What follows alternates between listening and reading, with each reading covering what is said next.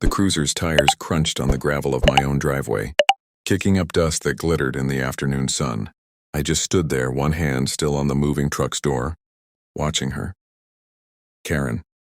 She was pointing at me, her face all twisted up, talking a mile a minute to the two officers getting out of the car. "That's him," I told him. "This is a private community with standards. You can't just move in without HOA approval." I took a slow breath, the pine-scented air doing little to calm the sudden heat in my veins. I'd been here maybe 20 minutes, just long enough to back the rented truck up to the porch. The older cop, his face tired like he'd heard this all before, held up a hand to her. "Ma'am, please." He turned to me. "Sir, is this your property?" "It is," I said, my voice calmer than I felt. I reached into the truck's cab for the folder on the passenger seat. "Deed's right here. Closed on it last week." That's when she cut in, stepping between me and the cop.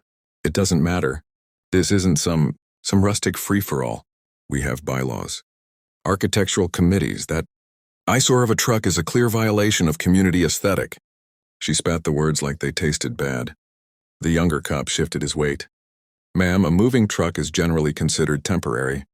We can't really—" "It's not just the truck," she snapped, her voice getting shrill. She jabbed a finger toward the cabin. "He hasn't even been approved for membership.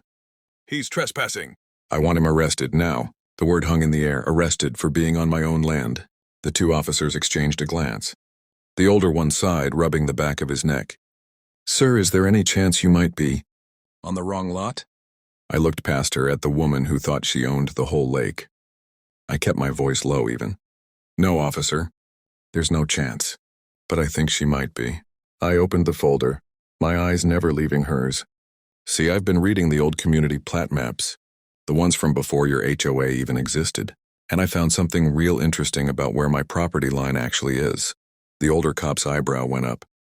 He took the folded map from my hand, his partner peering over his shoulder.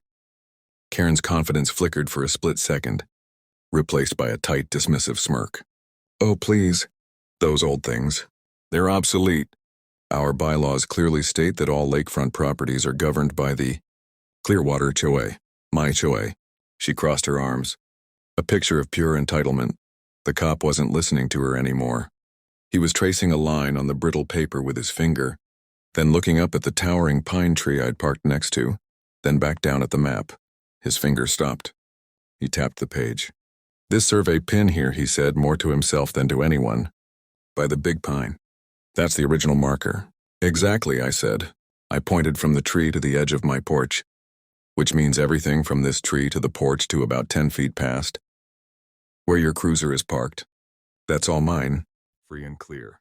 Always has been." The color drained from Karen's face. "That's impossible. The HOA owns the access road. The community well is on my land," I finished for her, my voice flat. "According to this. Your HOA's access road? It's a gravel driveway on a permanent easement that I now own. You've been maintaining a road that belongs to me." The younger cop let out a low whistle, quickly disguising it as a cough. The reality of the situation was dawning on them. They hadn't been called to arrest a trespasser. They'd walked into a property dispute where their complainant had no leg to stand on. Karen's mouth opened and closed like a fish out of water. The smugness was gone, replaced by a sputtering, panicked rage. This is a trick." "You forged those documents. Officers, I demand you confiscate that." The older cop slowly folded the map and handed it back to me. "Ma'am, this looks official from the county records office. There's a stamp. This isn't a police matter. This is a civil issue." "A civil issue?" she shrieked, her voice cracking. "He's stealing our community. He can't just cut us off from the lake." Her eyes darted toward me, wild and desperate. "You'll see. You think you're so smart? You haven't met the HOA board. We have lawyers. We'll tie you up in court for years. You'll never unload a single box from that truck." I just smiled. A calm, easy smile that made her flinch. "I was counting on that," I said. I reached back into the truck cab and pulled out my phone. Not to make a call. To show her the screen. It wasn't a map this time. It was a live video feed. And on it was a man in a suit standing on the porch of a much bigger house down the road. The one I knew was the HOA president's. With him were two people holding a large, official-looking clipboard. "Who is that?" Karen whispered, her anger suddenly frozen. My lawyer, I said, keeping the phone where she could see it. And those two folks with him are from the County Planning and Zoning Commission. See, while you were busy calling the cops on me for parking, they were serving a full stop work order on your president's new sunroom. I let that sink in. Her eyes went wide. Turns out, I continued, he never pulled a permit for it. And that's not all. My lawyer's been having a real interesting chat with the county about all the unpermitted community improvements your HOA has made over the last 10 years. The new dock? The gazebo? All built on my land, without permission. The cops were just watching now, spectators to the total collapse of Karen's world. The fines are going to be astronomical, I said softly. But that's a problem for your HOA board, isn't it? Not for me. I just own the land it's all built on. I finally put my phone away.